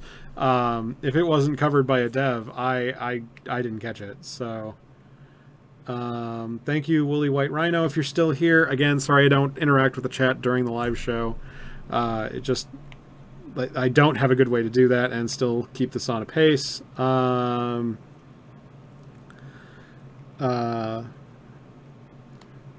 Masta, we were talking about compressed ore. So if I could get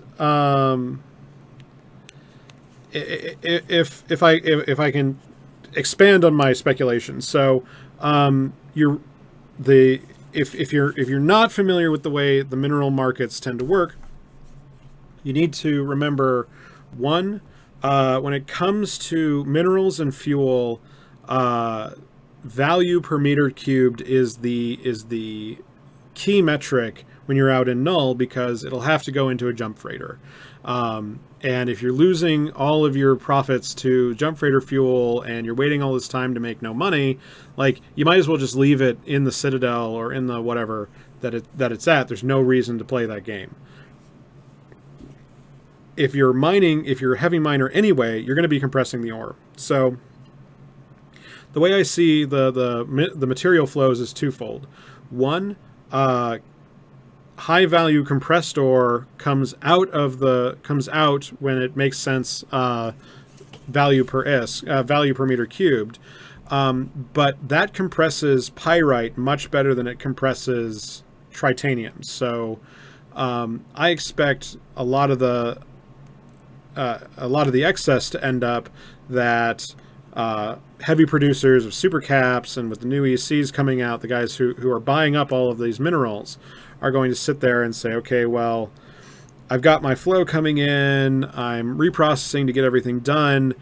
The excesses I'm going to have are Zydrine and Megasite, Noxium, and Tritanium are the things I think that are going to overflow out of these factories. So where pyrite might make it out thanks to just compressed ore making it to high sec to be moved to the next guy, Tritanium I think is going to end up mostly in just fat stockpiles at factories with nowhere to burn it on. And that's gonna wreak havoc on the actual demand side of the equation in my book. Now, running the actual numbers on it, I don't have the actual numbers on it, right? Like it is real. It's a shitload of work to go through and try to like prove this out before the thing shows up and do all the legwork to say, well, how many more quals are going to show up? Do we expect a twofold increase in meters cubed? What is your actual compression ratios that you care about? If I'm making stuff, like what am I going to do with it? Like, but the big takeaways, for instance, for me are like supercarriers will probably go down to 15 billion. If things continue to be hot with no other adjustment, we could see 10 billion-esque supercarriers by the summer.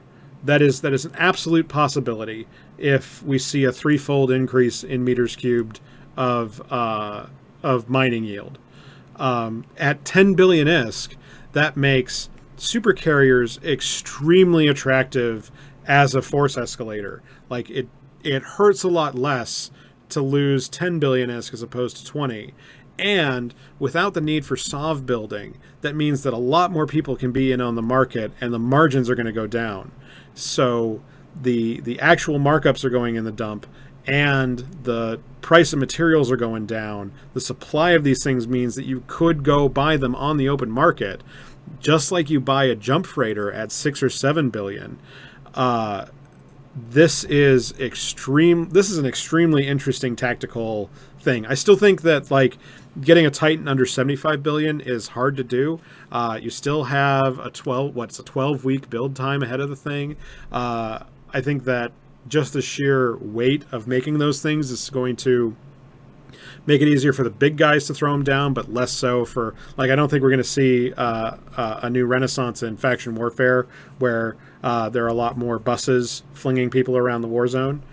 But like 10 billionist supers get really tempting. That is extremely interesting. It's a great way to consume a lot of that extra material coming out of those miners. So I was talking with, and I totally am spacing the name because I was too drunk to remember, one of Sort Dragon's dudes after one of the parties at Vegas, and he was talking about, yeah, we're going to be prepared to bump out 15 or 20 supers a month out of an XL EC. And we have, work wall pilots all ready and waiting, and we have defense fleets ready to protect them on the panic button. And that sort of extra capacity is game changing. And I feel bad I'm wasting this on the end of the show. We ran so freaking long. I wasn't going to fit this in anyway, but like, if you're tuned in now, here's the magic that you may have missed. You still need SOV to build them in ECs? Oh. I thought you could do it without SOV. Oh, so Probag Bear is telling me I'm wrong. That's fine. I'm happy to be wrong. But I really want to check. Really wanted to check to see if you still need SOV, because I don't, like, pretty sure you can't do them in low, but I was thinking random jackasses could do them. I really want random jackasses to be building supers. Oh,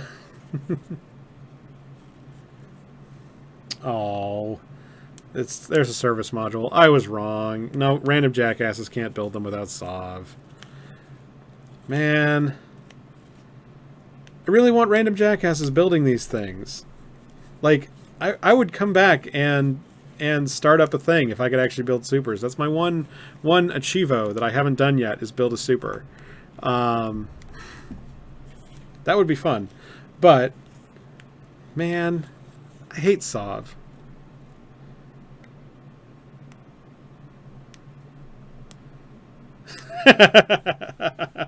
I would do that stream. Go find me 50 billion and the blueprint set and a copy set, and I'll be jackasses building supers. Man, if I'd known that, I would have drugged the devs and been like, random jackasses should build these things. Oh, well, I guess it's so you can't put them in wormholes. Lame, lame, lame. Well, you can't get extra larges in high sec. That's the thing. So, yeah. Damn it. Sad. God, supers and wormholes would be cancer.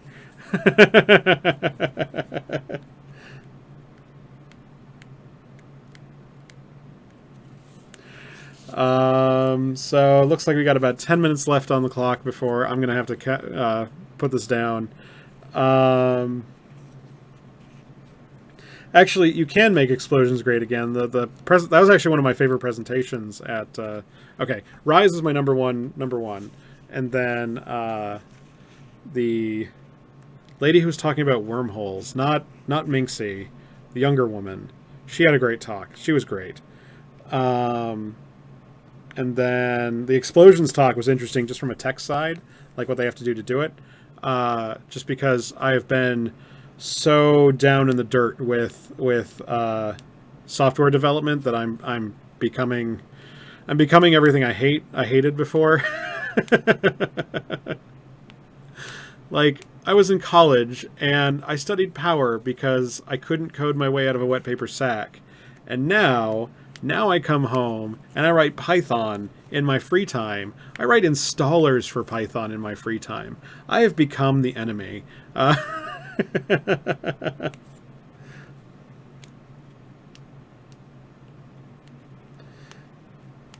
Yeah, I wormholes need to get a balance pass. I'm hoping they mess with some of the wormhole mechanics. But again, I don't think we're going to see that in this CSM term. Like, I doubt we'd hear any news about it until FanFest.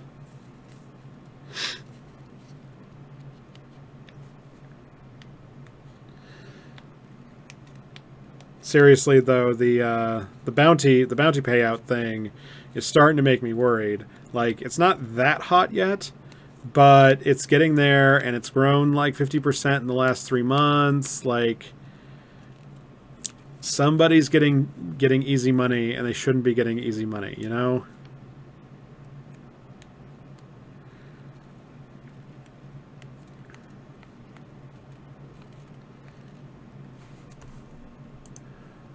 Let's see, what else?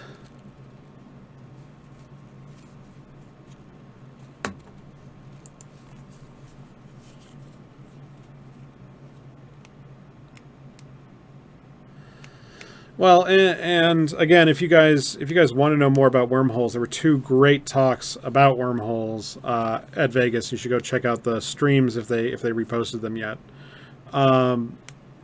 That the interesting tactical thing is that citadels mean that you can still base your equipment without a fuel load anymore.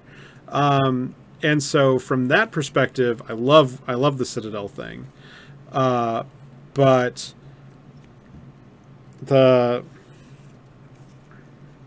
and still, if you still have the problem that, like, you don't know if you can actually attack it, whatever. Like, I think they make some of it interesting, but like the Keepstar thing and evictions get really sticky, and that's another piece of Eve that I am much too green in, is wormholes.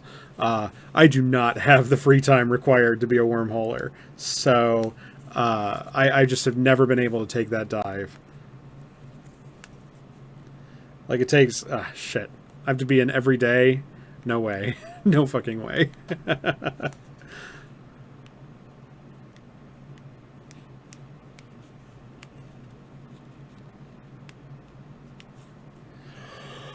Oh man, making compelling streaming over here. Making streaming great again, right? Oh, I meant to do a whole rant about, like, if you're in the US, vote. For fuck's sake, vote. I'd prefer if you didn't vote for Trump, but vote.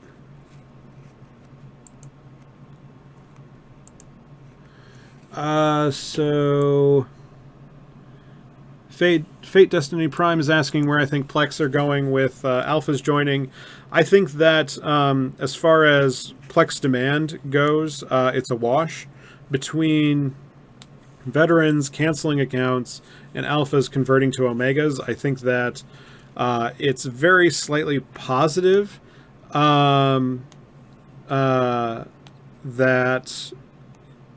alphas may consume more things like skins. It may lead to more skill trading, which will consume some more Plex, but I think the overall demand for Plex is staying relatively flat, given how much is out there. But yeah, I think it's a wash. Like, my TLDR on it is that I think there are enough positives to match out all of the negatives that Plex stays relatively the same, and we still talk about it as a cash store in the long run.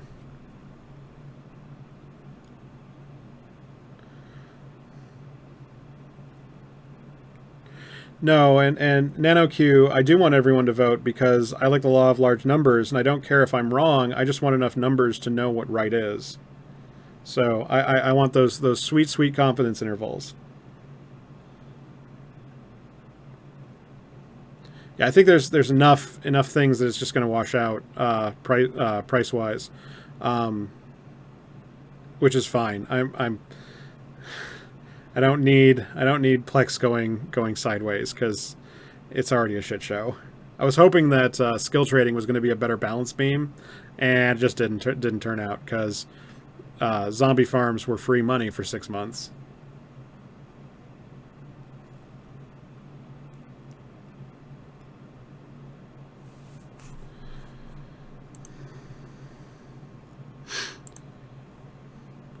Well, you'd vote for CSM, and as long as you don't vote for a certain so-and-so, hopefully he doesn't run. Because if he runs, yeah, things are going to get leaked. It's going to be hilarious.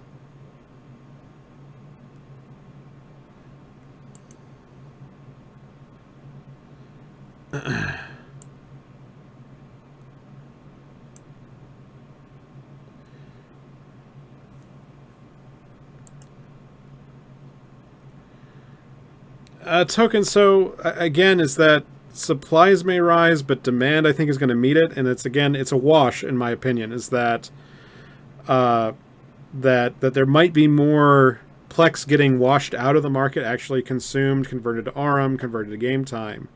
But I think that enough alphas are coming in to want to use it as a cash conversion.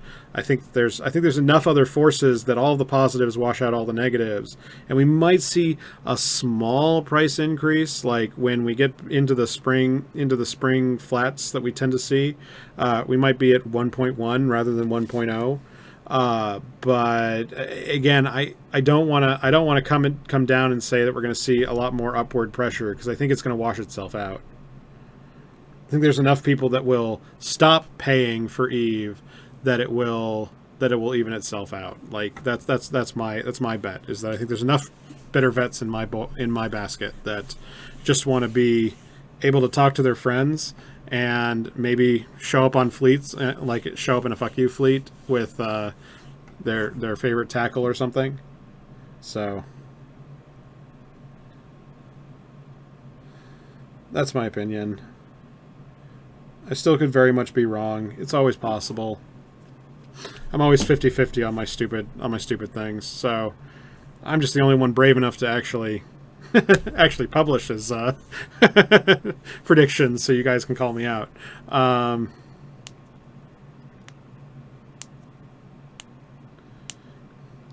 Well, I still think about multiple accounts that you should be using your skill points as an asset.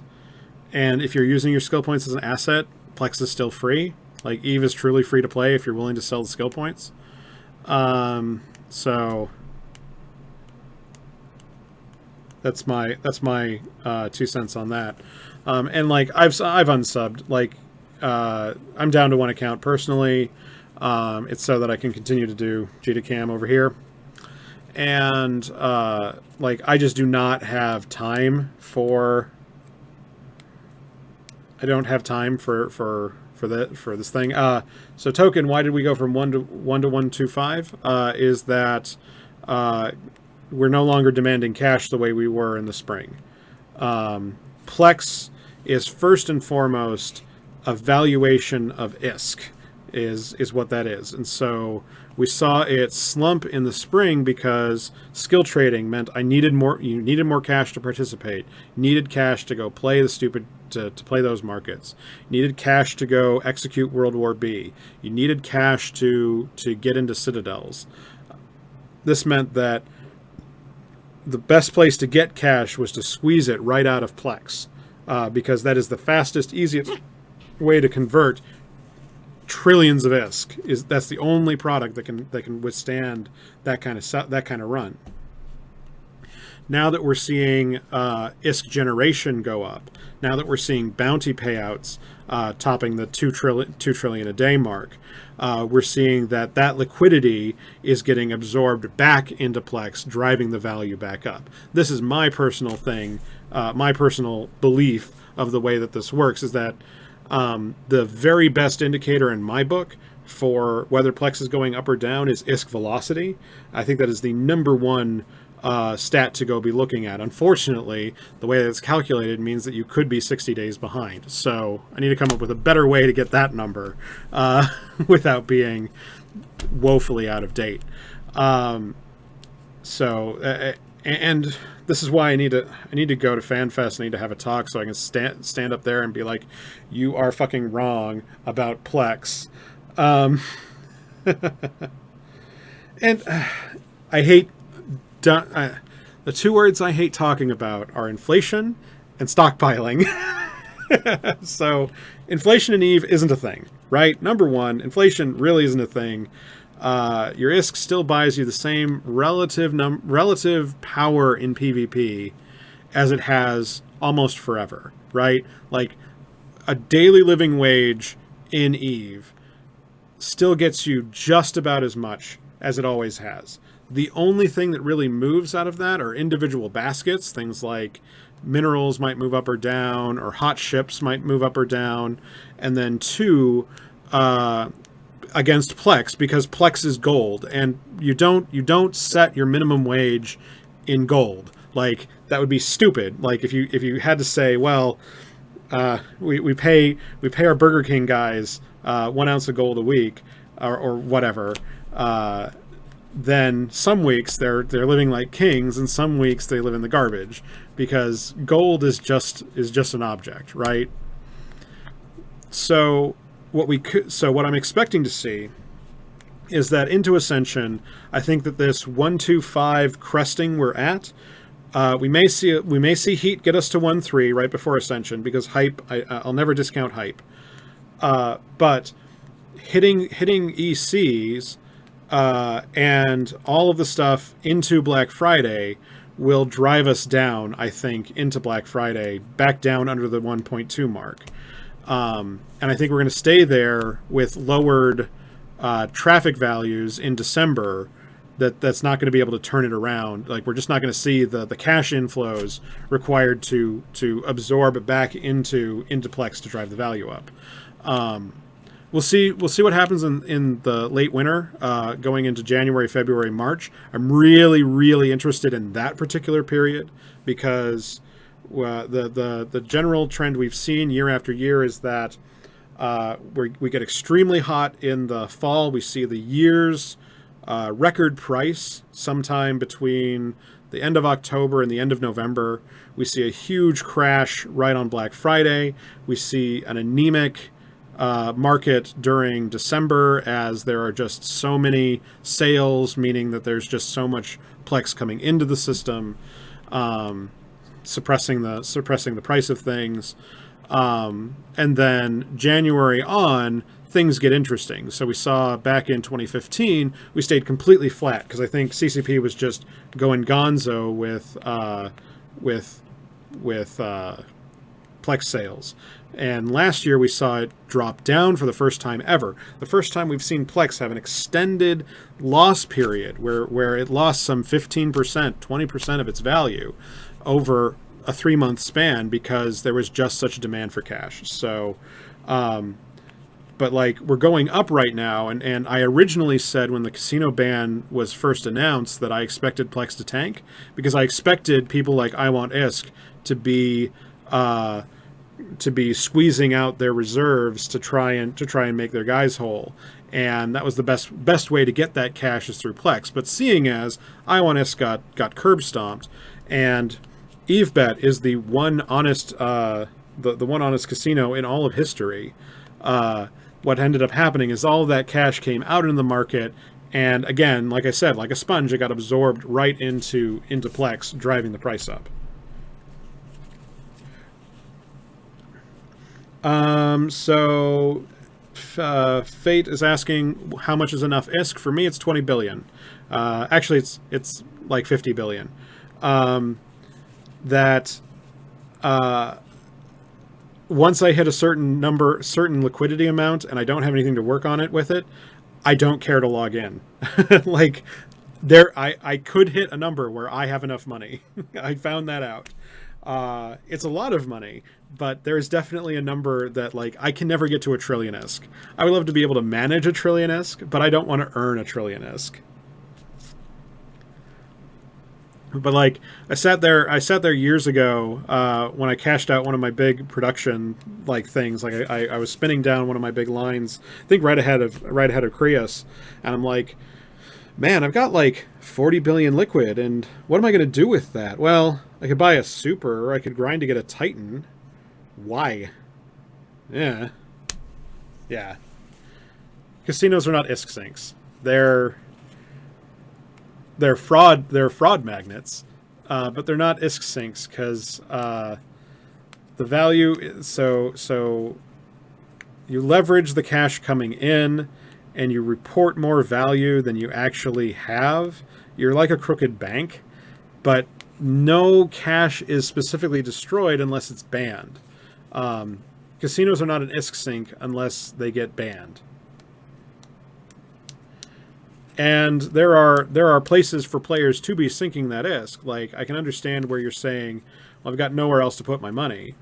But if that's the case, you may not be grinding for so much money, in my opinion. But we'll see. You could always send it to your favorite streamers, because there are a lot of people who put a lot of work into making shit for you people, for all of you people, for all of this freaking things. It takes a lot of work to be a streamer or to be a blogger and do this week over week. And like that was the big concern from Even News 24 and Crossing Zebras, was that like they pay their talent for their work, and I am I'm right there at the front of the line for paying people for working for you. It's like that cash stream went away and there isn't another good option. And, so yeah, and I would always end up working my thing. So like I've run a production purse of like 40 or 50 billion a week, where it was actually working every week, and you pushed the entire 40 billion ISK through the system, and it, you know, that was fun for a while, but eventually you get to a cache load where you're like, what's the next hill to climb? And back when I stopped doing it, we didn't have citadels. If we had citadels, I probably would have kept climbing. But now I've got an opportunity to make real money at real work, and grow my real career. And not to be pretentious, I'm going to do that. Like, the whole point of doing this project, this whole Eve Prosper project, has been a way to leverage work for learn things at home and then take them to work, and then learn things at work and take them home, cycles of learning. And like, I have the opportunity, my boss is talking about sponsoring me to go try and give a talk at PyCon, or maybe we can pivot this towards talking about assholes trying to oh no, what was it? Schlubs try to make money in the real life market kind of thing. Like, actually do something other than feeding this a tiny meta of a meta. But yeah, it's I understand that the numbers, the different levels are different for everyone. Like, personally, my thing was that one of the longer term goals, if I could get the help to get there, is that now with casinos closed, it's super tempting to run a hedge fund. But I can't run a hedge fund unless I have the automation ready. Like, the only way I could possibly do it is if I had a system that was alerting a dozen or so corp members to execute the commands that needed to be run. Like, that if there was not a robot driving the logic behind the thing that was robust enough to just run, there's no way. I don't have the free time. I can't be burning that kind of time.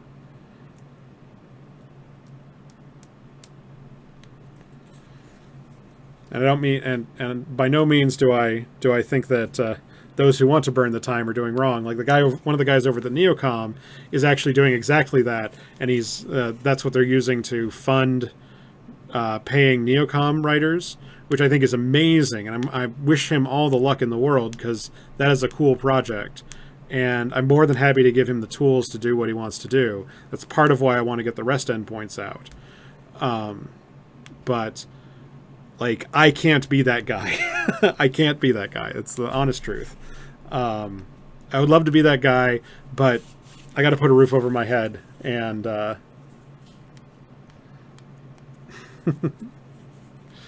I'm independently wealthy, I will come back and I will destroy the market. I'll automate everything away, and they'll ban me for making shit too hard. And yeah, good job at breaking the market. Good job. Always break the market. Never not break the market. But with that, we are like so far over budget here for time. This has been such a long show. Thank you everyone who tuned in for the whole darn thing. I hope that it was entertaining. I always feel like, why would anybody watch me for 2.5 hours? But thank you again, everybody who's here. It's always fun to sit down and do this show. I almost canceled. But yeah, pre-Creus, I destroyed the bomber market. That was my thing. That's where I made my fortune, was on the bombers and interceptors. But we'll be back next. We should be back next week. We'll see what this month looks like. I expect to cancel 2 shows. One for Thanksgiving for sure, because you don't watch me on Thanksgiving. Go enjoy your families, or don't enjoy your families. Enjoy not seeing your families. And there might be one more just because of work stuff and some other commitments. So keep posted. Follow on all the things. I still do like seeing numbers go up, so make sure to subscribe. We'll be back. Like I said, on Monday there will be a there'll be a blog out about the economic numbers, and yeah, it'll be a thing. I'm going to bed. It's late. I am tired. Thank you again, everybody who tuned in.